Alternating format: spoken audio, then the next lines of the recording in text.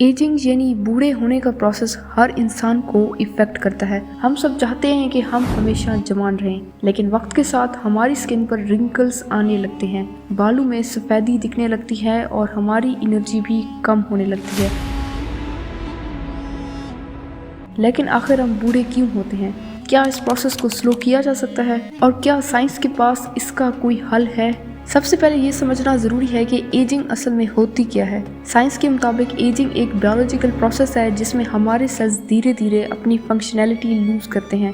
ये एक natural process है जो हर जिंदा चीज के साथ होता है, चाहे वो इंसान हो, जानवर हो या पौधे। लेकिन एजिंग सिर्फ एक बायोलॉजिकल चेंज नहीं है, बल्कि इसके पीछे बहुत सारे कॉम्प्लेक्स मैकेनिज्म्स काम करते हैं। अब सवाल ये है कि हम बूढ़े होते क्यों हैं? साइंटिस्ट के मुताबिक एजिंग की कुछ फंडामेंटल वजूहात हैं। सबसे पहली रीजन है डीएनए डैमेज और म्यूटेशन। हमारी बॉडी का हर सेल एक ब्लूप्रिंट के मुताबिक काम करता है, जिसे हम डीएनए कहते हैं। जब हम यंग होते हैं, हमारे सेल्स बार बार रिपेयर होते हैं और ये सेल्स मिलकर नए टिश्यूज जनरेट करते हैं। लेकिन वक्त के साथ डीएनए डैमेज होने लगता है और ये डैमेज प्रॉपर्ली रिपेयर नहीं हो पाता। जब भी हमारे सेल्स रेप्लिकेट करते हैं यानी कि डिवाइड होते हैं, तब डीएनए डैमेज होता है। इसका सबसे ज्यादा असर माइटोकॉन्ड्रिया पे होता है, जो हमारे सेल्स को एनर्जी देने वाले पावर हाउसेस हैं। अगर माइटोकॉन्ड्रिया का फंक्शन कमजोर हो जाए तो सेल्स और ऑर्गन्स आहिस्ता आहिस्ता खत्म होने लगते हैं। ये म्यूटेशंस बहुत सारी प्रॉब्लम्स क्रिएट करती हैं, जिसमें एजिंग भी शामिल है।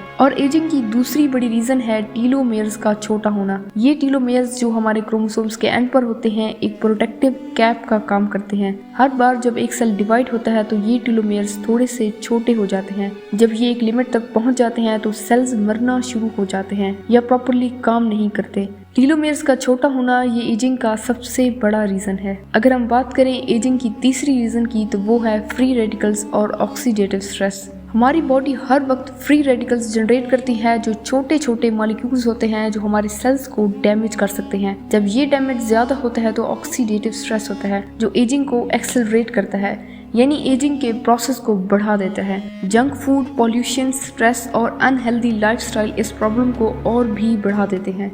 अगर हम बात करें एजिंग की अगली रीजन की, तो वो है हार्मोनल चेंजेस। जैसे जैसे उम्र बढ़ती है, हमारे हार्मोन्स भी चेंज होते हैं।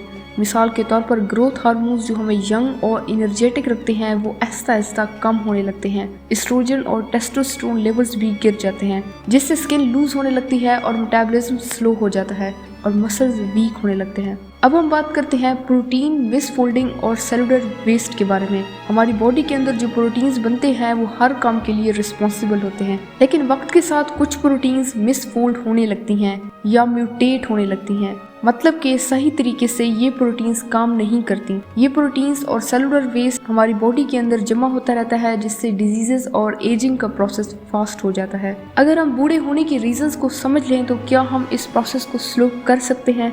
साइंस के मुताबिक हाँ, लेकिन पूरी तरह रोका नहीं जा सकता। कुछ लाइफस्टाइल चेंजेस और मॉडर्न रिसर्च के मुताबिक एजिंग को स्लो करने के कई तरीके हैं। सबसे पहले एक बैलेंस डाइट और एंटीऑक्सीडेंट रिच डाइट बहुत ज़रूरी है। फ्रूट्स और वेजिटेबल्स जिसमें विटामिन सी, विटामिन ई और पॉलीफिनोल्स होते हैं, जो फ्री रेडिकल्स से फाइट करते हैं। ओमेगा 3 फैटी एसिड्स जो फिश और नट्स में होते हैं, वो इन्फ्लेमेशन को कम करते हैं और ब्रेन को यंग रखते हैं। Secondly, regular exercise specially strength training और कार्डियो हमारे सेल्स को रीजनरेट करने में मदद करते हैं, यानी कि इन रेगुलर एक्सरसाइज और कार्डियो से नए सेल्स बनते हैं। एक्सरसाइज टीलोमेयर्स की लेंथ मेंटेन करने में भी हेल्प करती है, जिससे एजिंग का प्रोसेस स्लो हो जाता है। और क्या आप लोग जानते हैं क्रोनिक स्ट्रेस एजिंग के प्रोसेस को इंक्रीज करता है। मेडिटेशन, योगा और माइंडफुलनेस टेक्निक्स से स्ट्रेस लेवल्स को कंट्रोल किया जा सकता है। स्टडीज ये भी कहती हैं कि खुश रहना और पॉजिटिव थिंकिंग भी एजिंग को स्लो करती है। और सबसे अहम बात, अगर आप अच्छी नींद नहीं लेते तो बॉडी प्रॉपर्ली रिपेयर नहीं करती और एजिंग का प्रोसेस फास्ट हो जाता है।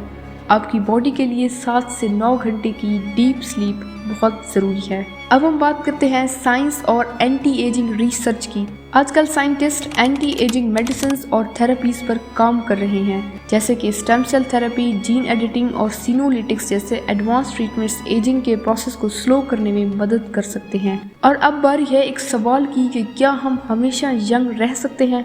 अभी तक साइंस के पास कोई ऐसा सोल्यूशन नहीं है जो एजिंग को कम्प्लीटली स्टॉप कर सके, लेकिन रिसर्च चल रही है और हो सकता है कि फ्यूचर में हम ऐसी थेरेपीज डेवलप कर लें जो एजिंग को रिवर्स कर सके। अभी के लिए बेस्ट ऑप्शन ये है कि हम हेल्दी लाइफस्टाइल अडॉप्ट करें और नेचुरल एजिंग प्रोसेस को स्लो करें।